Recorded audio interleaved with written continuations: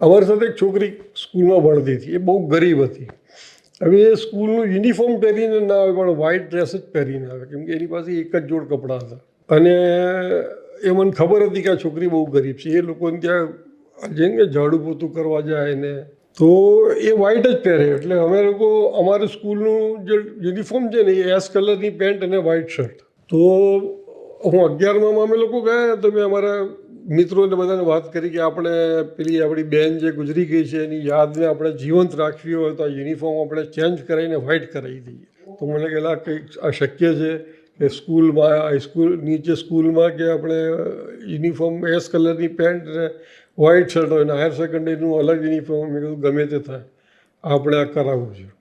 તો અમે અમારા પ્રિન્સિપલ એ વખતે અલા ભગત શેખ શિક્ષણ શાસ્ત્રી હતા, એ બી અદબથી લેવા એવું નામ છે. એટલે એમને મેં મળ્યા કે સાહેબ આ રીતના મારે કરવું છે. તો કે ના એ કંઈ પોસિબલ નથી, આવું ના થાય ને. મેં સાહેબ ગમે એમ કરો, હા તો અમે સ્કૂલ છોડી દઈશું પછી.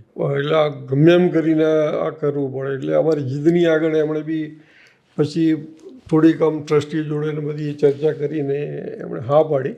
અને આજે બી રિપબ્લિક હાઈસ્કૂલમાં 11-12 ધોરણ એટલે હાઈસ્કૂલનું યુનિફોર્મ સફેદ છે, જે તમે કરાવેલું. જે અમે કરાવેલું. એનો વિચાર પહેલો મને આવ્યો મારા મિત્રો સાથે મળીને એમના સહકારથી.